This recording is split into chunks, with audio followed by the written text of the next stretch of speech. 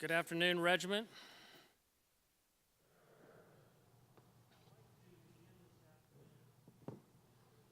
Acknowledgement of a special guest who will be joining us later this evening for dinner.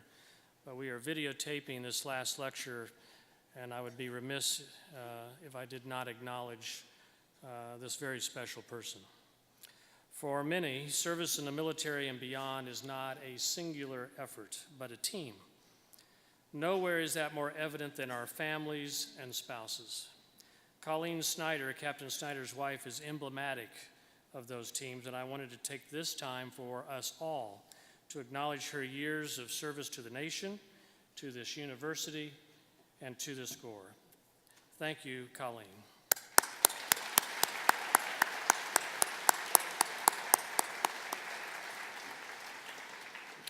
When someone devotes over 45 years of their life in service to the nation, and the time arrives for the next transition of one's life, it is only appropriate, indeed essential, that we take advantage of the opportunity to gather the insights gleaned from such a lifetime.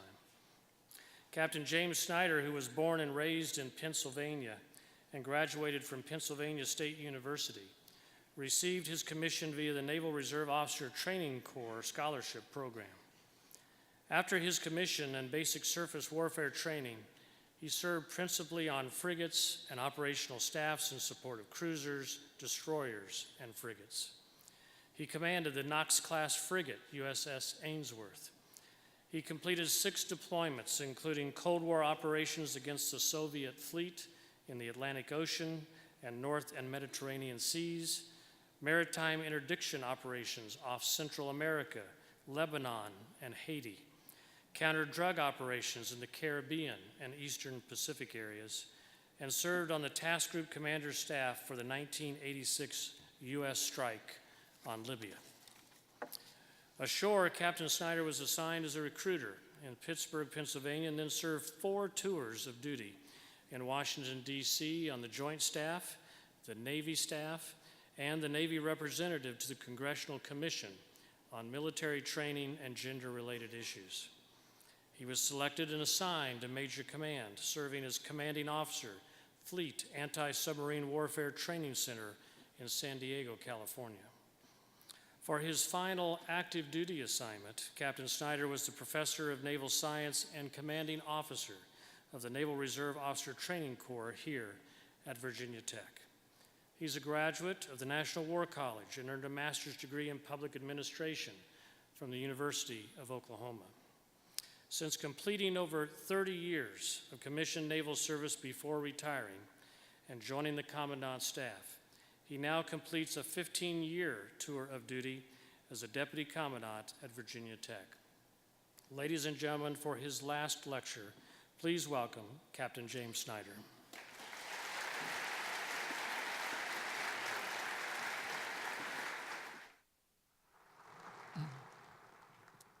Good afternoon, Regiment.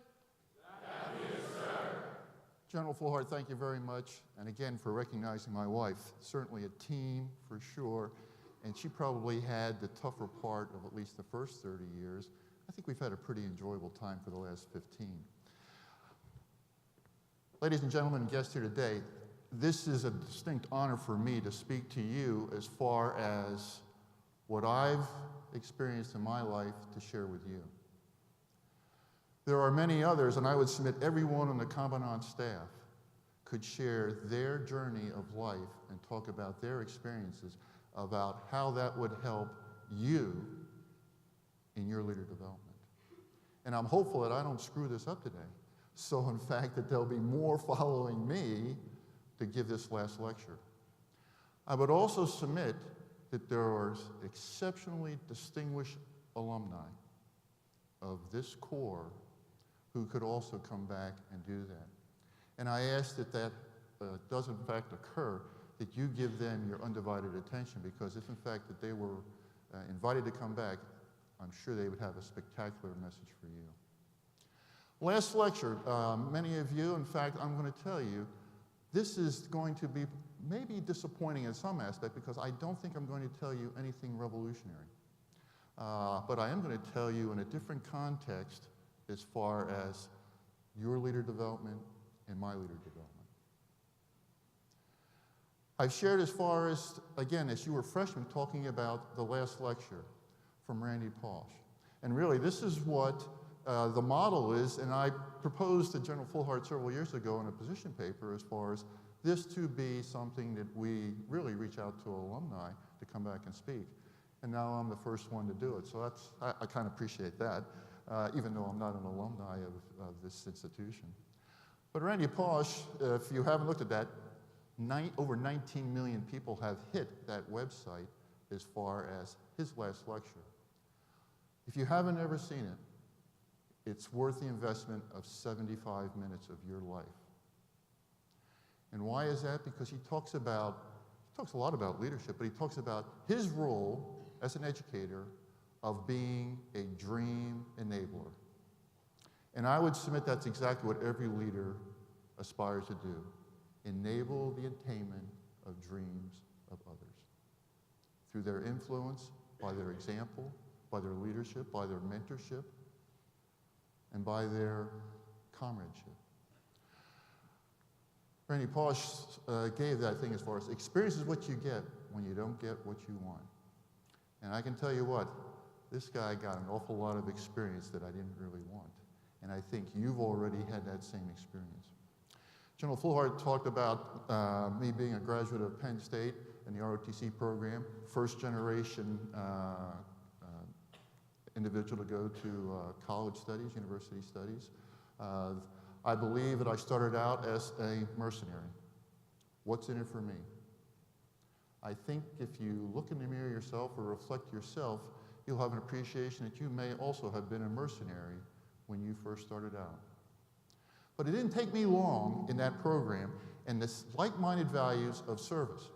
Now, you got to think about, how old is CAPT Snyder? Well, this was in 1970. I was a 1970 graduate from high school. Vietnam was still going very strong. There was still a draft. I chose to go into ROTC, and I had a 1D deferment. That's, that's kind of like a 1A, except you're deferred until you're done with your studies and you're gone. In 1972, they came out with a lottery. My number, and back then, you could go 2 years in ROTC and walk without an obligation. Now it's only one, right? 2 years back then. We only got $50 a month stipend, though, too. You get a lot more right now. The lottery hit. I remember it well. I think it was the 6th of February, 1972. And Jim Snyder's number came in at 307. 307. Am I going to stay or am I going to serve? And I could walk. But then I reflected and said, I'm no longer a mercenary. I believe now I'm a warrior. There are values. There's an ethos of what I can go off and serve. When you talk about the opportunity to what? Support and defend the Constitution of the United States. That is some challenge. That is an open contract. You officers, you aspiring officers who are in the ROTC programs, you're going to take an oath that you will support and defend the Constitution against all enemies, foreign and domestic, without any mental reservation, and you will bear true faith and allegiance to that Constitution. You know what? The charges, the enlisted individuals who will be working for you and with you, they take an oath different from yours. They will support and defend the Constitution of the United States, and they will obey the orders of the President and the orders of the officers appointed over them according to regulations and the Uniform Code of Military Justice. I'm still thinking about you, citizen leader track individuals. You are going to sign contracts. You're going to enter into employment contracts, and you are going to say you're going to do these things by your position description. But I'd be surprised if you take any position that doesn't have that last line or second last line that says other duties assigned. And you don't know what that means when you sign that contract. But you accepted that challenge, you accepted those responsibilities, And the expectations are that you will deliver. All right, so back when I was a young person, 45 years plus ago, you used to bore people with your slides, your family slides. Well, I'm going to tell you, I hope not to bore you today.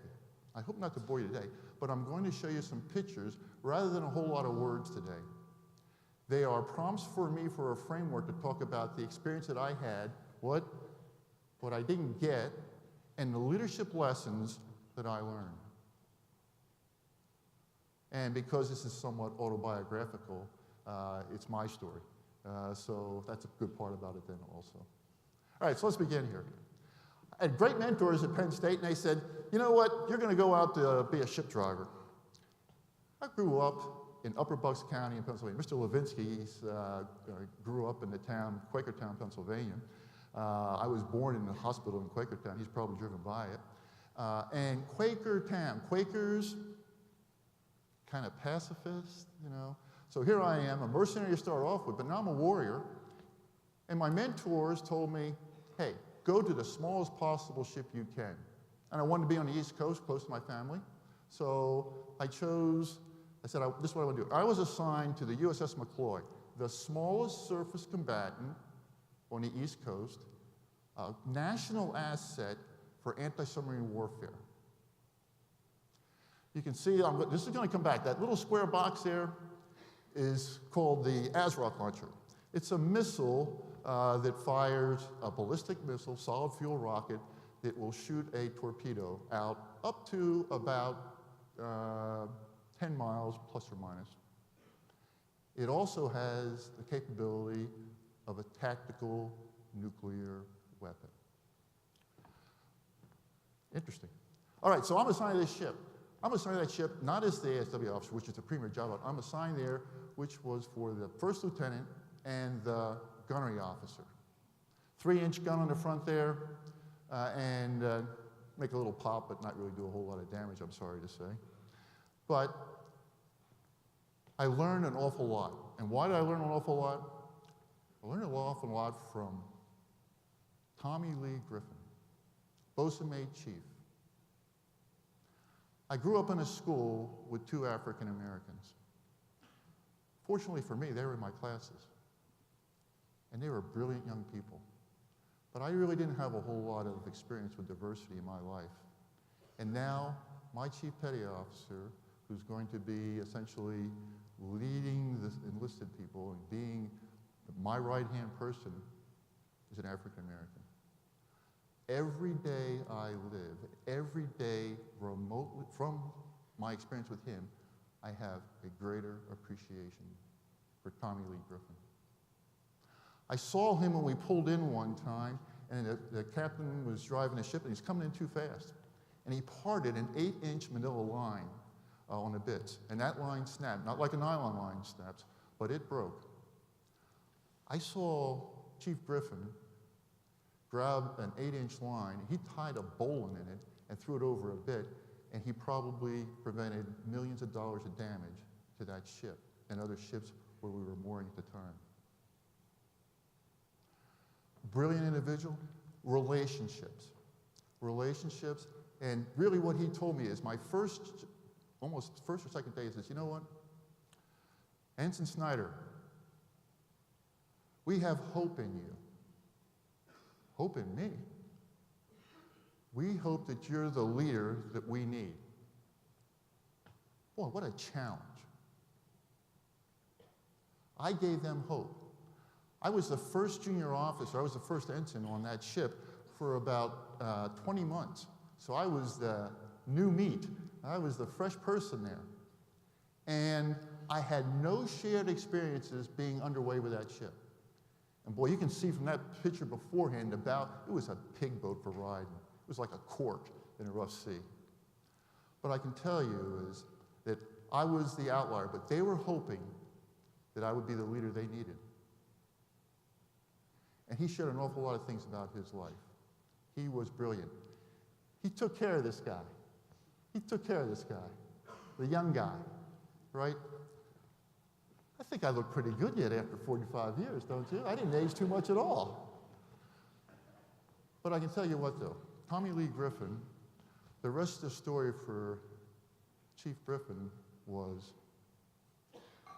he was a second-grade dropout of school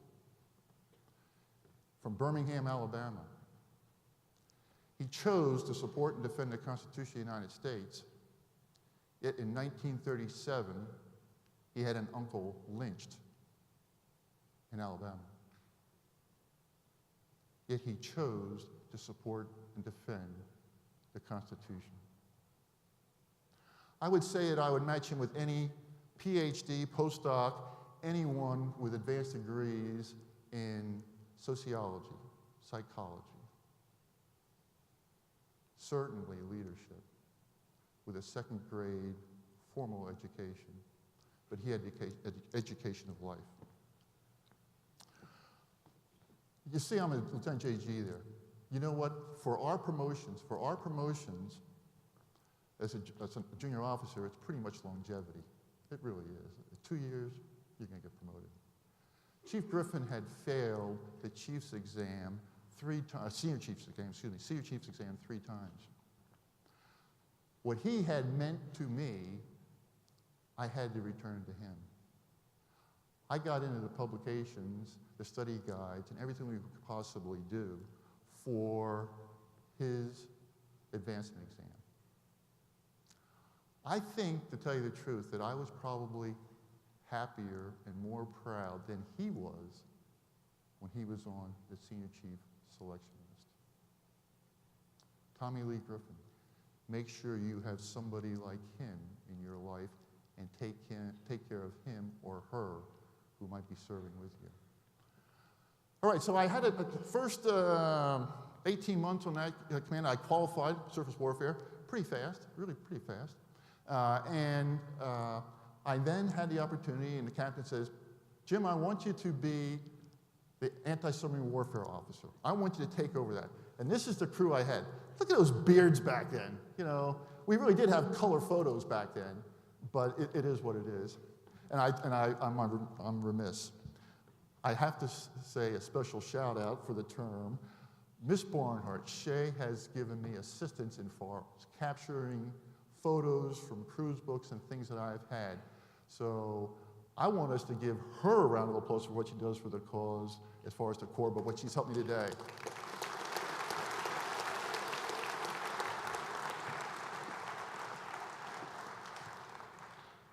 Some might say this is a motley crew, if you know what that word means, but I can tell you what, there were some really brilliant people there.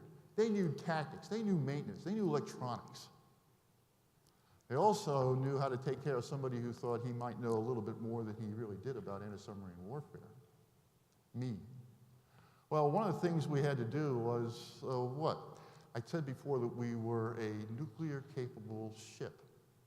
I can either confirm or deny that they were on that ship, but we were a nuclear-capable ship. And we had supporting documents in that. There are several in this audience today, Colonel Russell especially, who know the nuances of nuclear weapons programs. Well, I found out real fast. Number one is, don't give your signature away. And number two, read what you sign.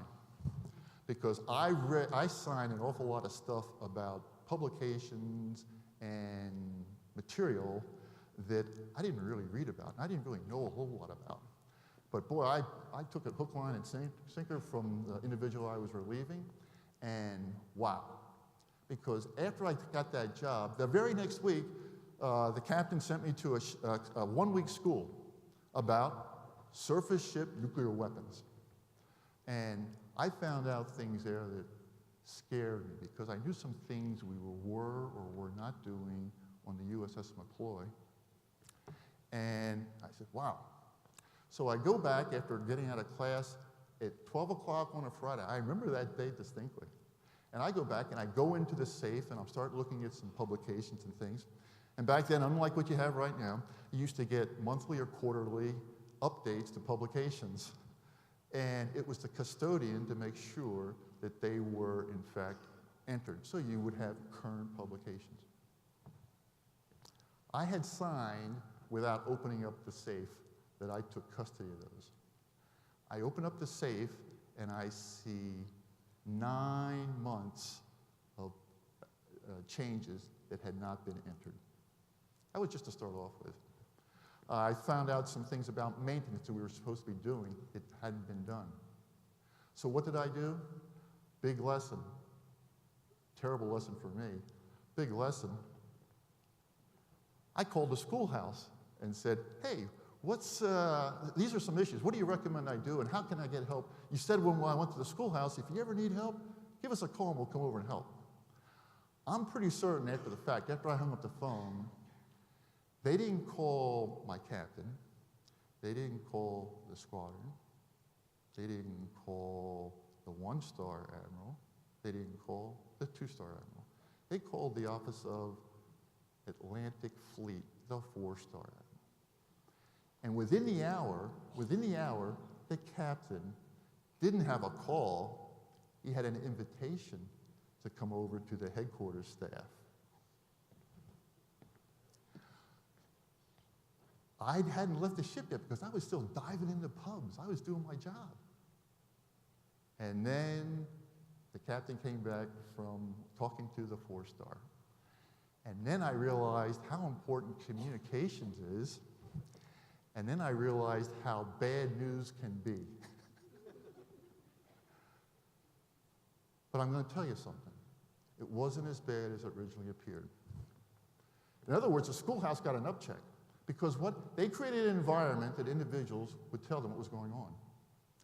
Now, maybe the captain hadn't created an environment that Lieutenant J.G. Snyder would tell him what was going on. But I won't fault him for that, because why?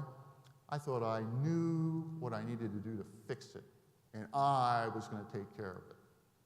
Man, I certainly wasn't the smartest person in the room with that one. So, let's talk about compliance, what we found about this. If you're taking notes, these are things, and these aren't my words, but these are some. Compliance. Nuclear weapons, there aren't any errors in it. They're not really looking for creativity in how you deal with nuclear weapons. They just aren't. So compliance stresses process, but excellence, what stresses outcomes? Hey, you can be compliant, but go beyond that for what the outcomes. Compliance focuses on the must do. You must do these things.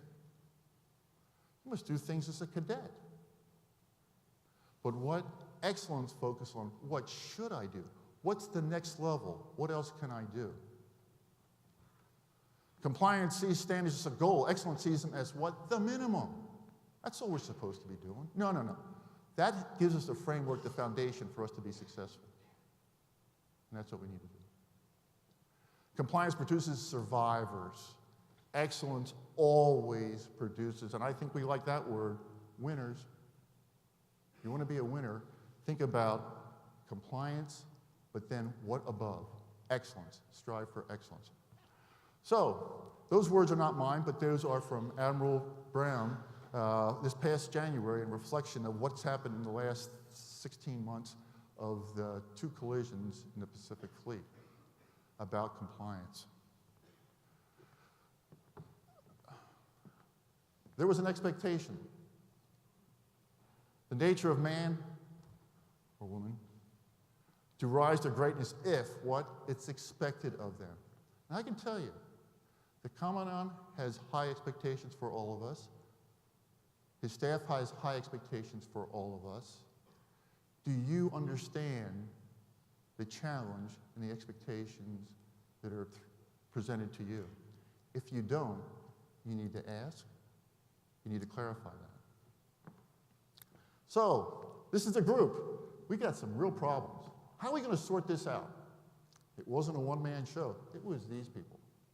They just needed to know what was expected of them. They needed to be postured for success. They needed to understand that you don't cut corners. That we can do this. That we can do this. So the rest of the story is what? We wound up having a technical surety inspection, TSI, from the Defense Nuclear Agency.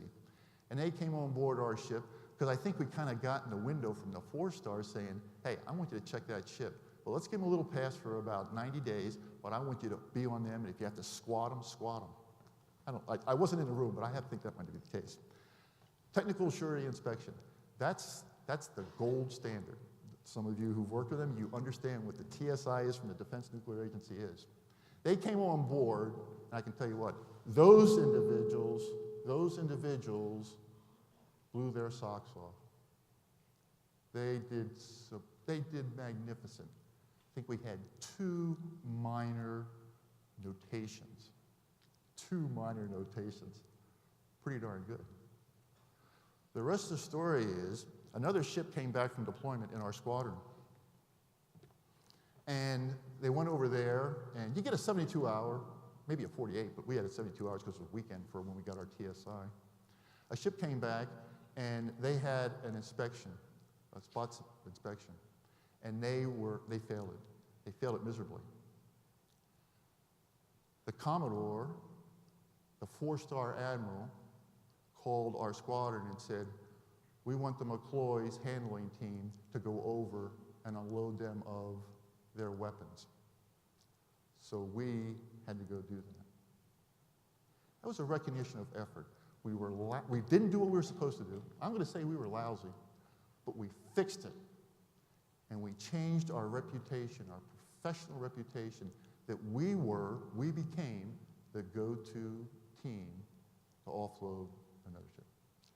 That captain was tough, but I can tell you what, the one thing I also learned at that first job, a little grainy there, there's the captain of the ship. He's riding a girl's bicycle on the deck of a ship underway. He was having fun. If you can see him, he is laughing like crazy. He is laughing like crazy. And I can tell you what, I still remember that day. I saw that he had fun. And that was the hook, line, and sinker for me to think, I might want to stay Navy, because you can do tough stuff, but there are times when it's fun. Ed Long, got to tell a real quick story about Ed Long, chain smoker. I saw him when we were doing ASW prosecution. He had a cigarette in his mouth. He had one on his ashtray half burnt down, and one on his ashtray quarterly burnt down. Boy, you knew when the pressure was under, he was a chain smoker. I have to say this, though, regretfully, he's no longer with us because of cancer. All right, so from that job, they asked me, hey, what do you want to do? Well, I went to recruiting, as General Fulhart said, but after that, I said, what do you want to do? And here comes the communication aspect of it. I had great mentors. I was in weapons. I was AntiSubmarine Warfare, and I said, I want to be a chief engineer. They're the salts of the earth.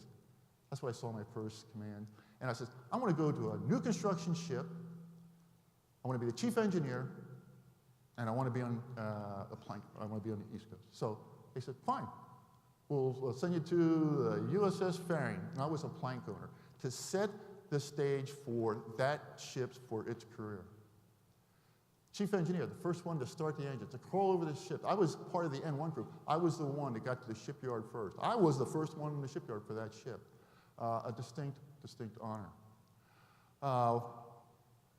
The captain, Tom Daly, marathon runner, Naval Academy grad. He gave a great example of whenever he had stress, he'd go run. Some of you have seen me run around. I've even got an opportunity to go run a little bit today at lunchtime. That he was tenacious, and that was our motto. You know what? He had never served as an engineer, so he didn't know what I did as an engineer, which is kind of good when your boss doesn't know what you do. But he gave me the latitude to do what needed to be done. And also, he was tenacious and persistent because he was the commanding officer of a minesweeper as a lieutenant commander, lieutenant commander. And he drove to me and the other department heads on the ship to get our command qualifications. And man, I can tell you what, that was tough. Do your job and do above and beyond qualifications, because that's usually not for an 04 position to get. But he wanted us to do it early to open up opportunities for us. What great mentorship for me. I'm most appreciative of that. Pretty good ship, did some things. I want to show this picture right here. We've done our workups. We're ready to go for our first deployment to the Mediterranean. And we're on the COMP2X, a comprehensive exercise. And the Commodore, Captain Commodore Jeremy Borda, Desron 22, came on board. 22, on 22, he says, I've seen your performance. I've heard you on the radio telephone. I've seen your correspondence, your paperwork, your messages. You seem to be the best ship in my group. I'm coming over, and you know what else? I've been told that we can be the op force. We can be the people who harass everybody else. That picture is from the USS Saratoga, an aircraft carrier, and we're cutting its bow at about 2,000 yards. And it was really great, because I happened to be on the bridge when that call came through. I was the opposite deck. And you can hear the captain of the carrier screaming at our captain on the bridge-to-bridge telephone, "What are you nuts doing?" And the Commodore was sitting over in the chair, and he looked over and he goes like this. "We're doing our job, Farian. We're doing our job." Fun. We were doing what we were supposed to do. We were doing what we were supposed to do, and it was fun. Had a pretty good reputation as chief engineer, and then they asked me, "Hey, what do you want to do?" "Well, I still want to stay in Mayport, Florida." "Hey, we want you." Again, mentorship, and people pulled me.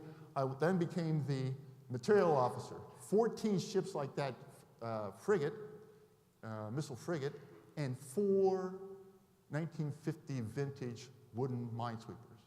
Man, it gives you humility really fast.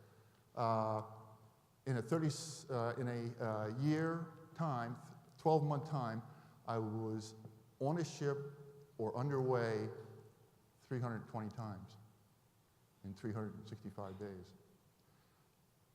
When General Fullhard thanks my wife for her persistence in putting up with those kind of things, I am most grateful. I am most grateful. After that job, we did a pretty good job there. We got people through inspections, things like that. Now I'm a weapons guy, and I'm an engineer. Staff work, not about me, it's about helping people be successful, and they were successful.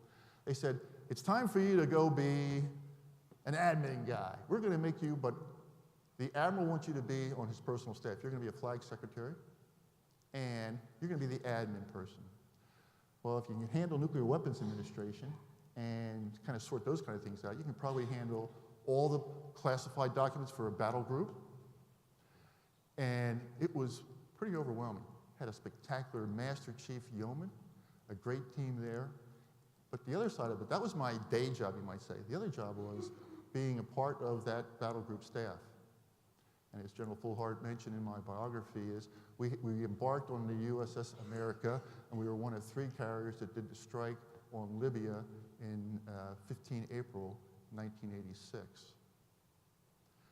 And I happened to have the privilege to go around with Admiral Moss, the admiral I was the aide to, and Admiral Kelso, who was 6th Fleet at the time, to go to the ready rooms before we launched the attack release from the America. And I can remember Admiral Kelso looking in the eyes of pilots in the ready rooms and saying, "We have plans, contingencies to recover you when you're shot down. Please know that we're going to do our best." There was emotion there from Admiral Kelso. Preparing people for the worst, but having high expectations. Not a single plane went down from the battle groups. The contingency plans were in a very successful mission, a collective mission. Distinct honor to serve on a battle group staff and have the mentorship of Admiral Moss and others. So I've run from there. Okay, I'm on the battle group staff in Mayport, Florida. Okay, one more time. Let's go to sea one more time. It's XO time now. Again, family, keep on going to sea. You want to talk about putting up with some tough stuff. Go to sea, and I had this opportunity to go to the USS Fitch, Aubrey Fitch. 1987 now, you don't know your history, but the tanker war was going on in the Arabian Gulf. This ship was finished its workups, and I was going to have an opportunity to go and be the executive officer on a frontline ship with a missile shooter, defending, supporting ships going in and out of the Arabian Gulf, carrying oil. Tanker wars. I was excited. Man, I was excited. This is going to be great. This is going to be great. And then on the 17th of May, 1987, the USS Stark took a missile hit from an Iraqi Mirage plane, and 37 souls were killed on that ship. I was at department head school, and I had 3 weeks to go. I was at the executive school up in Newport, Rhode Island at the time, and I kept saying to my classmates, I'm the guy who's going to get the orders changed to go to that because of my background. Material officer, shipyard work, and all those things. The note never came in my box at XO school. Friday comes, graduation, get in an airplane from Providence, Rhode Island, flying to Jacksonville, Florida. I get off the plane, and I see our 2 sons with big, swollen eyes, and my wife tells me, you need to call the assignment officer when we get home. And I had essentially 48 hours to go to Norfolk to meet with a 3-star admiral and then fly to Bahrain to take over the XO job because the XO had been relieved and the captain had been relieved, and we were there taking over without turnover. There is a congressional investigation, if you'd like to read it, but it comes down to compliance. Why did that ship take missiles? Compliance with rules of the battle, rules of the Arabian Gulf, agreed protocols, and failed communications. How important communication goes there. But was it bad news? It wasn't as bad as it originally appears. I got to be a member of the restoration team. I commissioned a ship, now I'm restoring a ship. And that, some of you have seen that on my desk, that's part of the aluminum superstructure behind that. They gave that to us for connectivity of that. We wound up getting the ship out in really less time than anticipated. I won't say under budget though. And we did the workups, and the ship went off to do deployments, and it did exceedingly well on its first deployment. I show this picture intentionally because it talks about a tradition. There's that good-looking XO there, right? As far as a tradition of shipbuilding. The relationship that I had with Rudy Osterman, who was the ship craftsman lead, said, XO, the captain's not around, but we want you to put the silver dollar underneath the mast when we set it today. Go back hundreds of years, wooden ships, before they would put the main mast onto the keel, the shipyard workers would put a silver dollar underneath there for good luck and a connection between the builders and the crew that would sail it. Think about traditions. Do they uphold your values? I've been really blessed in my career of being around individuals. I never got soaked when I got a qualification.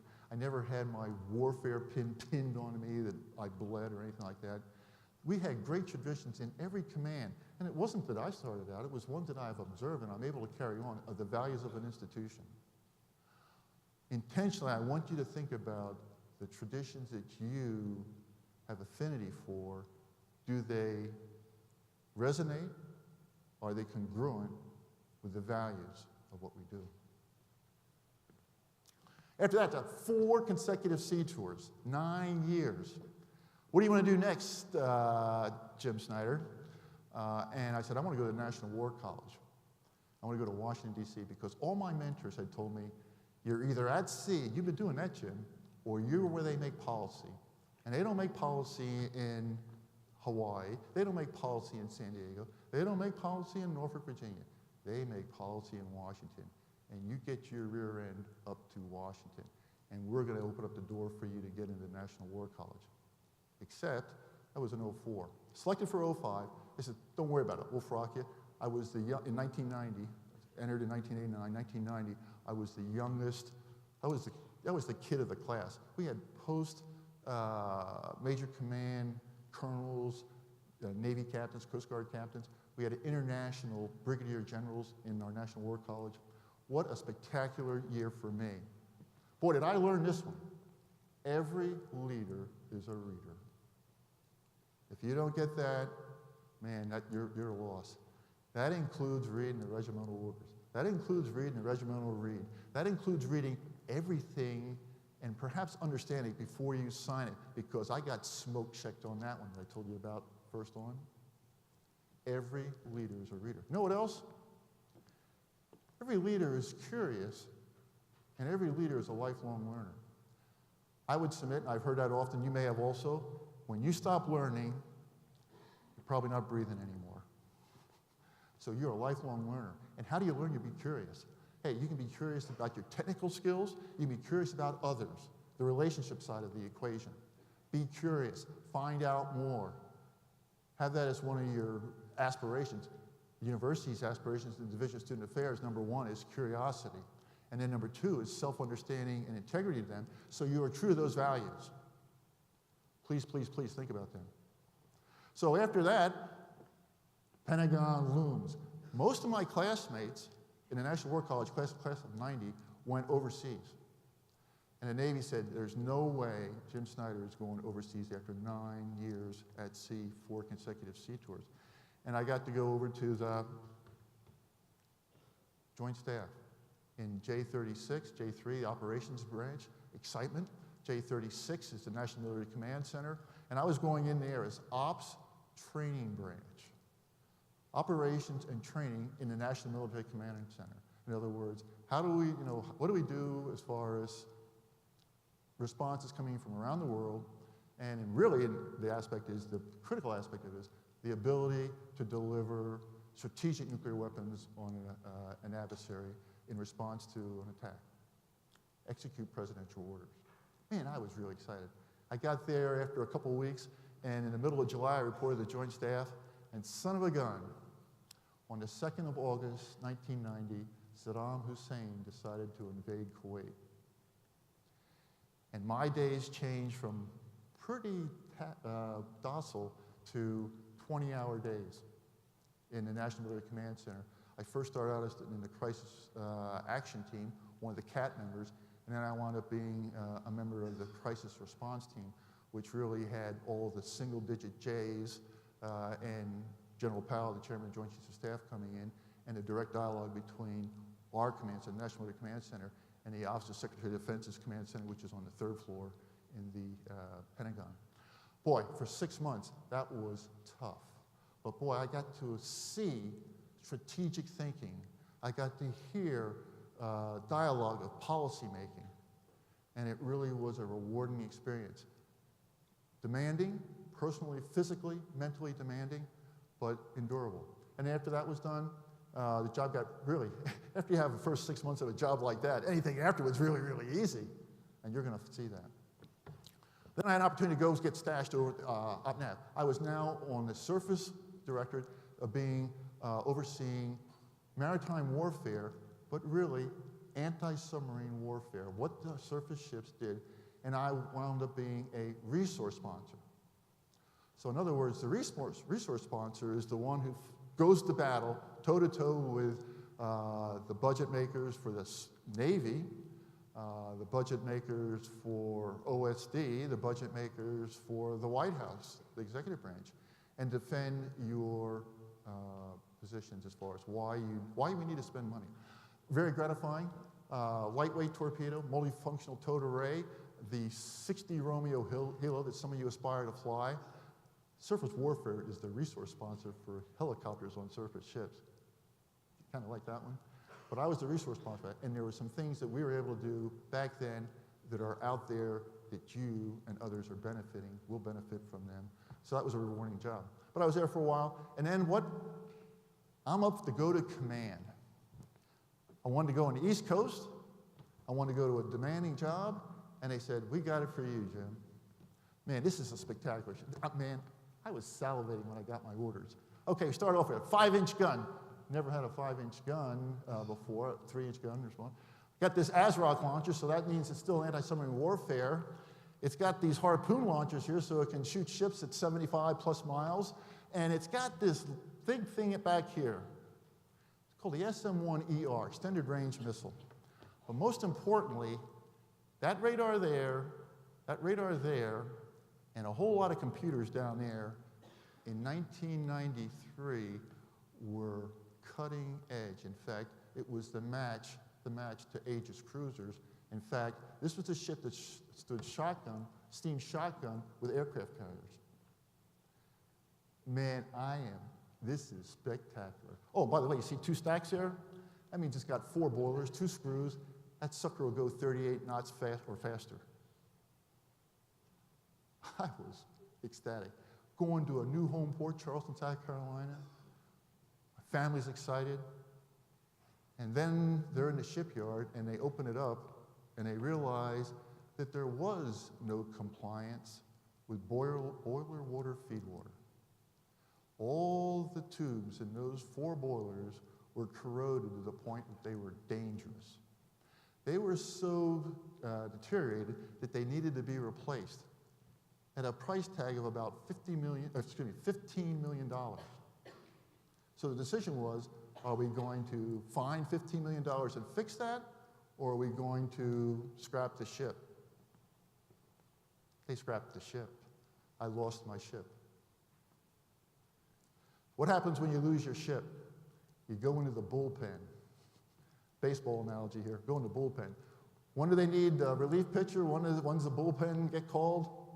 When the starter has problems.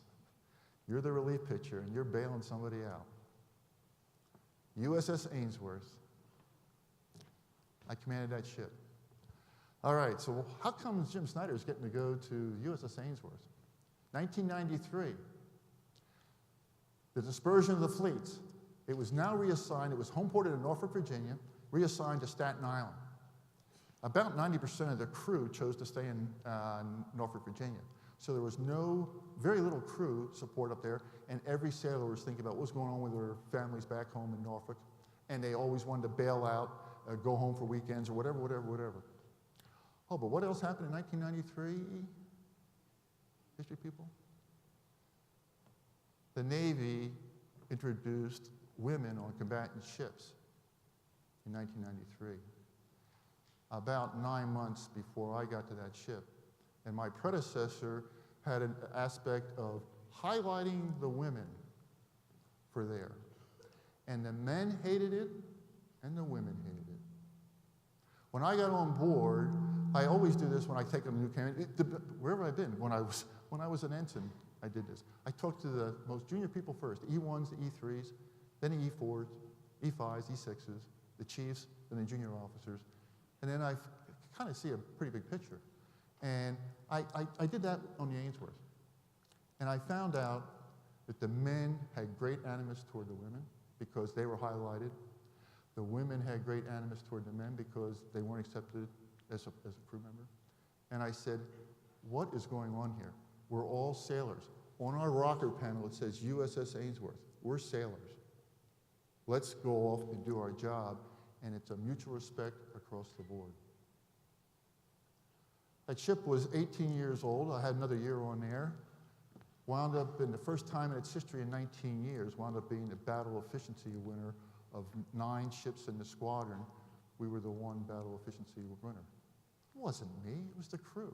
The crew started pulling together. The expectations were high, but I can tell you what, every time we got underway, we did something fun. We fired the guns. I got called by that different admiral this time, but Sinclair Fleet 4-star on HICOM when I was out at sea because a merchant ship said that there were distress flares out in the middle of the Atlantic. We were all the way out in the middle of the Atlantic. We were about 300 miles away from New York City.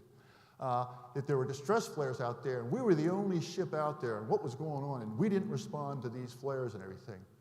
And I just had to send a voicemail, but I had to follow up with a message saying, we were out shooting our 5-inch rounds, every one we had, and we were shooting star shells.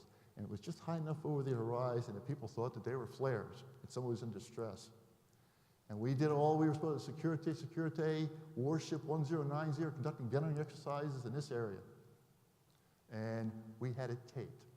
Hey, bad news is as bad as it originally appears, but the ship loved it. When we went down for our qualifications for a deployment down the Caribbean, the ship attained the highest score on the gunnery range at Vieques of that class ship, and I'll tell you why.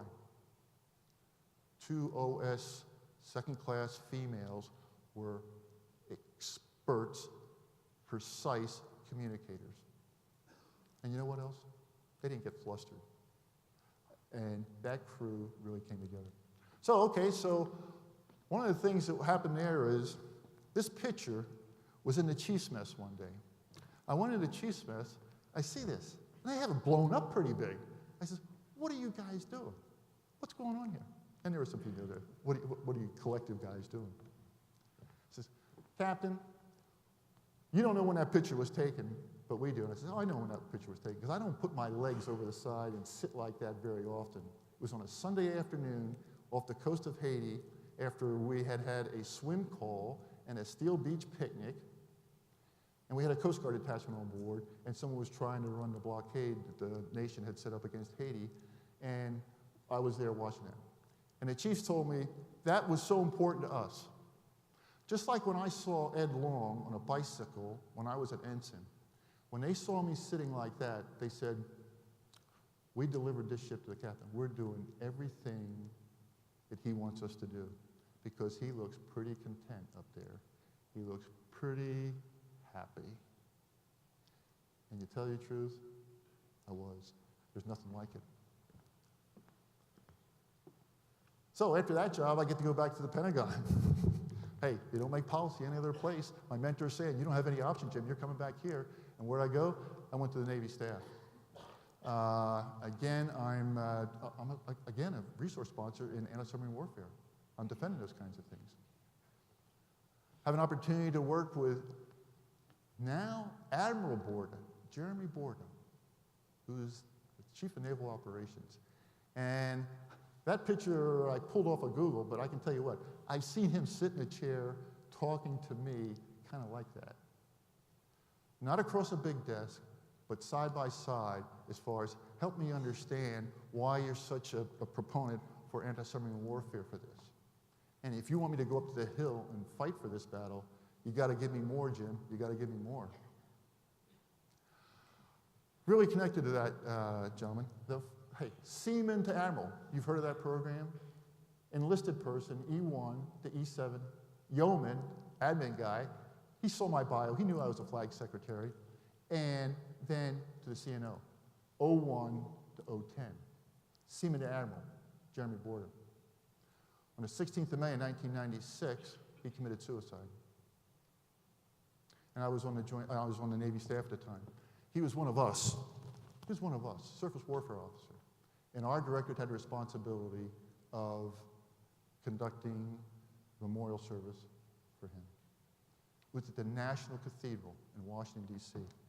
And I got I guess a prominent role again because of my experience in admin things, and perhaps some spiritual items also. But I was the one to work up a program, a routine, and coordinate with an awful lot of people at the National Cathedral in Washington, Secret Service, because President Clinton was going to come. We have everything all set up for this ceremony, and you know, I'm pretty much done, because once it starts, I'm just a spectator. And then I'm waiting, and Secret Service guy, who I've been working with, comes up to me and says, hey, Captain, what are you doing? I says, I'm waiting for it to start. He says, well, the President's going to escort Mrs. Borda.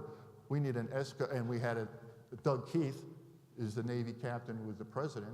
We need somebody to escort Mrs. Clinton. And because you're cleared, you've gone through all the background checks for this event, you're the guy. What? What? Other duties assigned. Other duties, you never know where you're going to be the qualified person that's going to be called to do something. Believe it or not, I had a 20-minute dialogue with Mrs. Clinton at the time. This was about 3 months after a big row with General McCaffrey over at the Executive Office building as far as what was going on as far as respect for military. And Mrs. Clinton couldn't have been nicer in our conversation for the 20 minutes that we had together.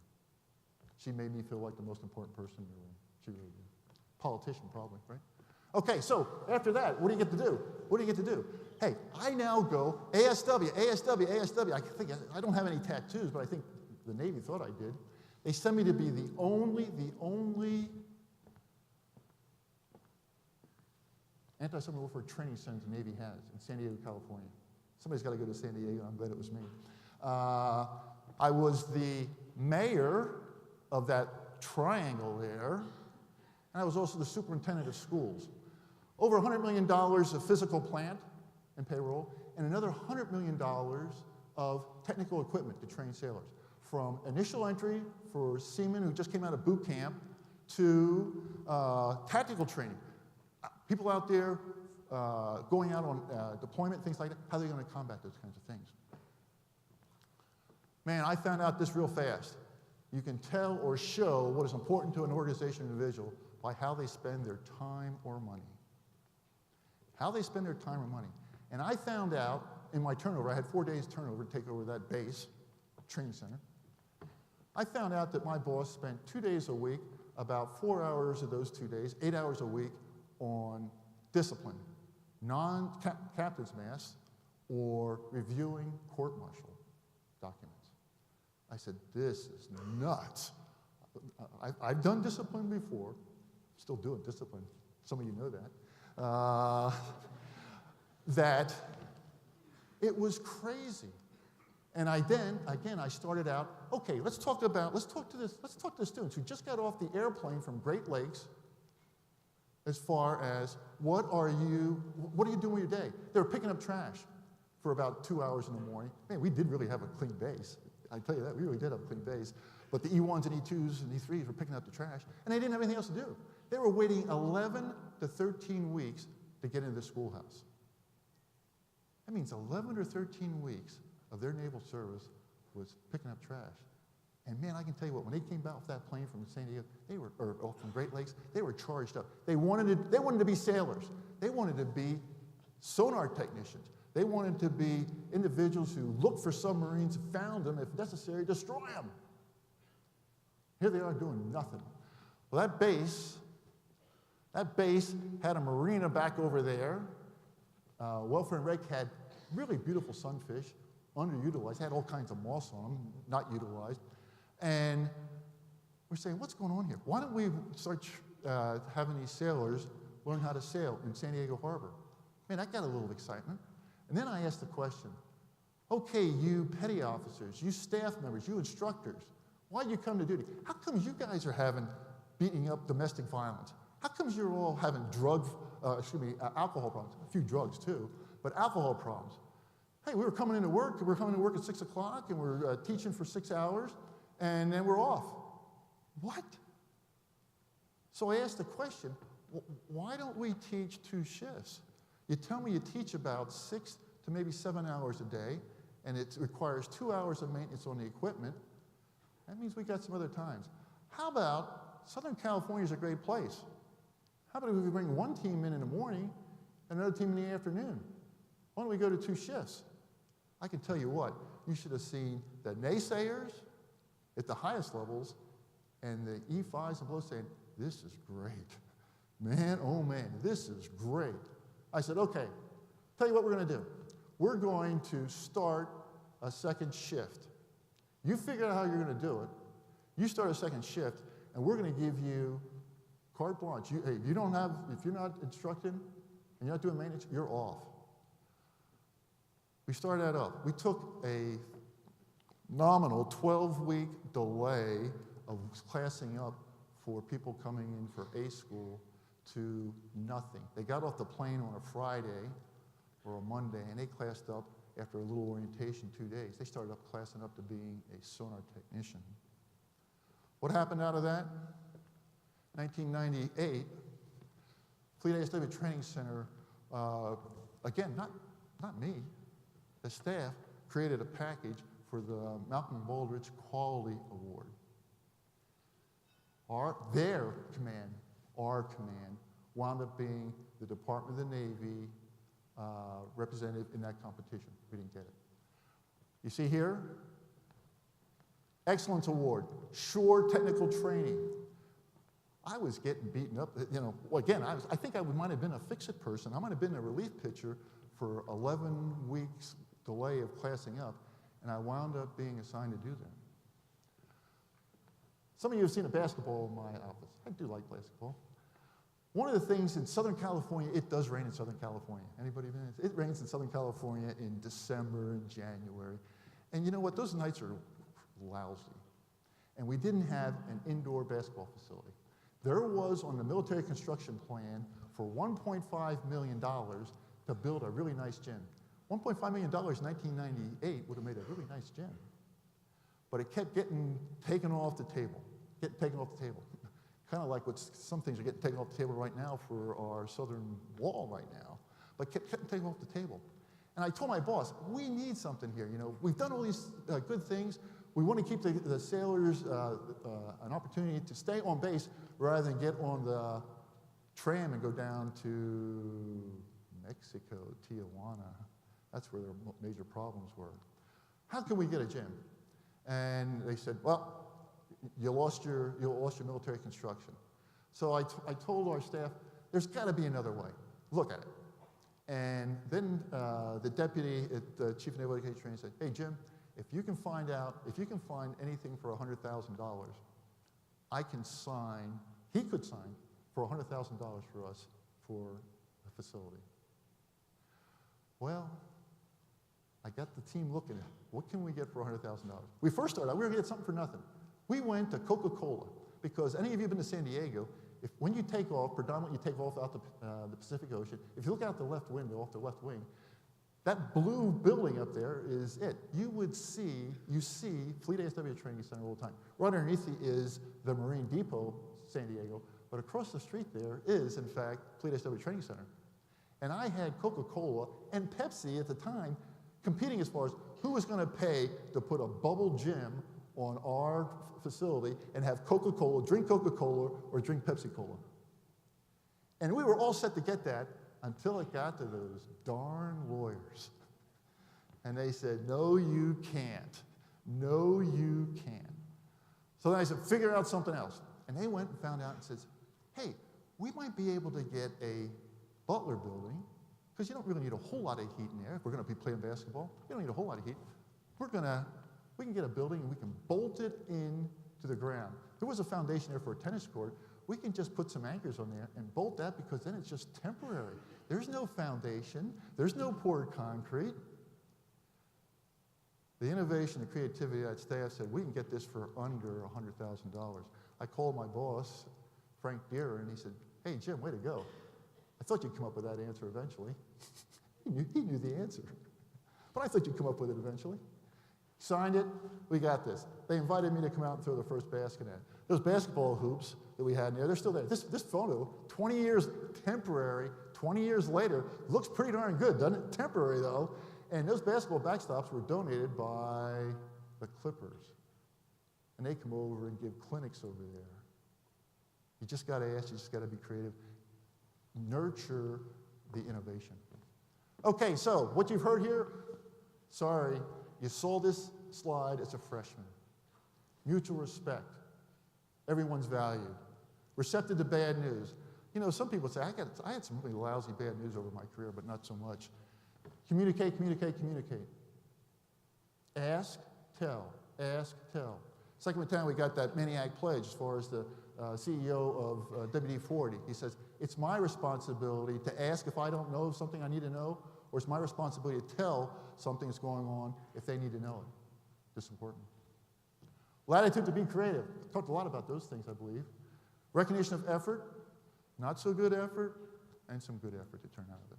And there ought to be a fun element of it. Ed Long really drove that home for me, as far as riding a girl's bicycle on the flight deck of an underway ship. Experience is what you get when you don't get what you wanted. Randy Posh told us about that. I would submit you ought to be grateful for the experience that you get, because why? It shapes you. And you are being shaped here for success in the future. Please believe me on that one. Please believe me on that one. I didn't talk much about the Corps, did I? But I can tell you what, there's been a lot of fun here. You know, I think many of you have seen Master Sergeant Jones and I back at the trash truck to make sure the trash does not blow out when we come back to the campus. You know, and Mike Deersing provided that picture to me. He said that's one of his favorite pictures that he has taken. because of working with cadets and the determination of Mr. Disney and Mr. Archit and me there pulling along for them. This is my hope and aspiration for you all, your success in attaining your aspirations. I would submit the General and everyone on his staff are in fact dream enablers and want you to attain what you seek. Thank you very much.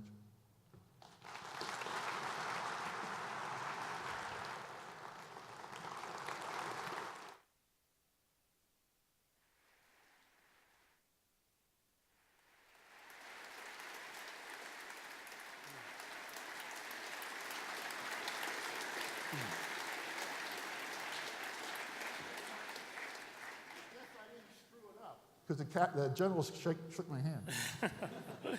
Well, we have about 10 minutes, maybe of time for a couple of questions for Captain Snyder.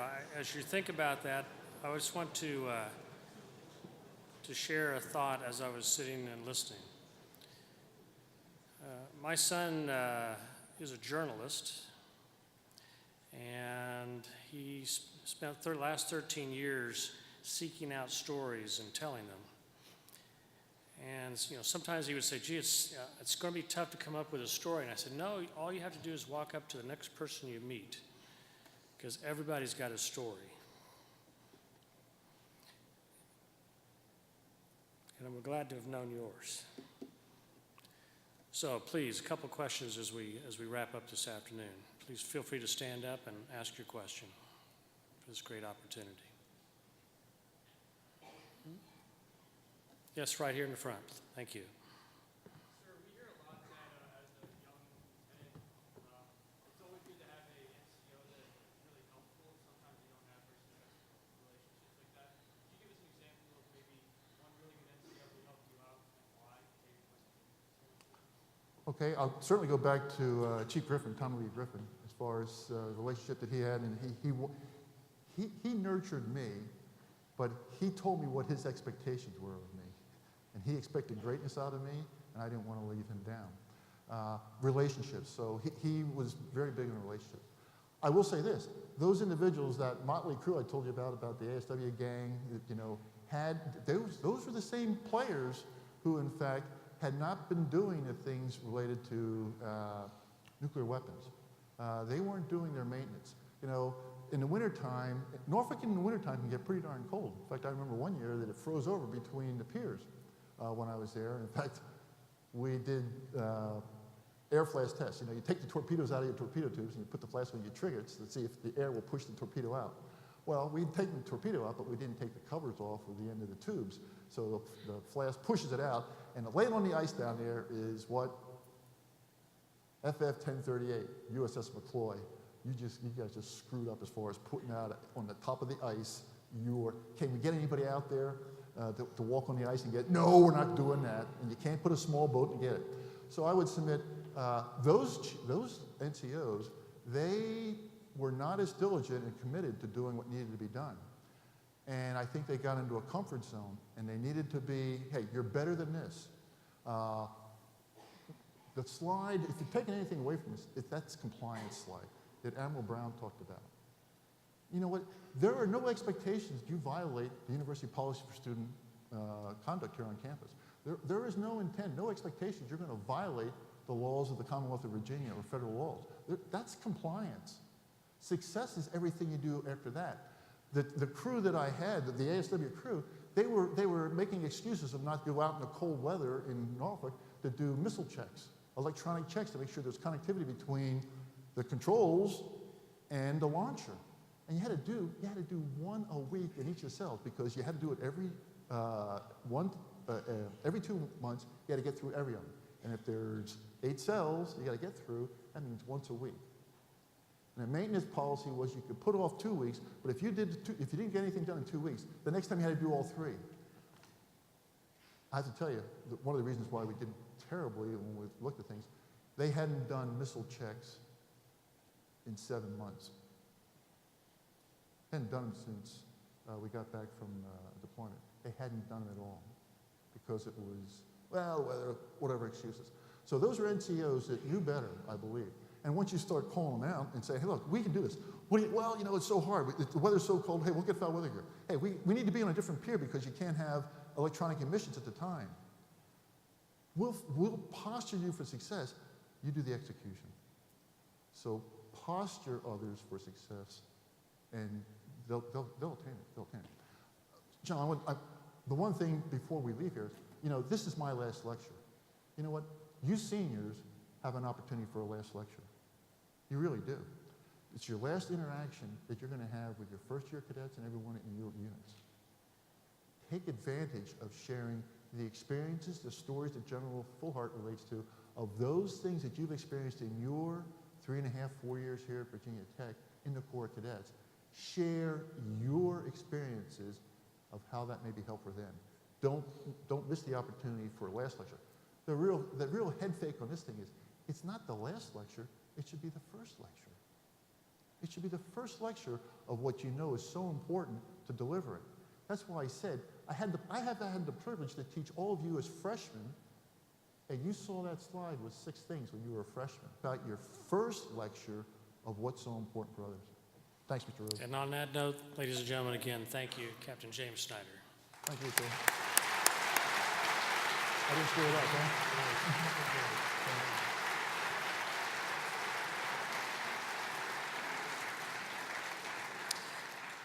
Ladies and gentlemen, as you get ready to leave, a reminder, we will be having the Secretary of the Army here tomorrow afternoon. Hopefully we can have everybody in place no later than about 1:20. We could be running ahead of schedule, but a great opportunity to hear from a cabinet level official of our current administration. Thank you all very much. Have a good evening. You are dismissed.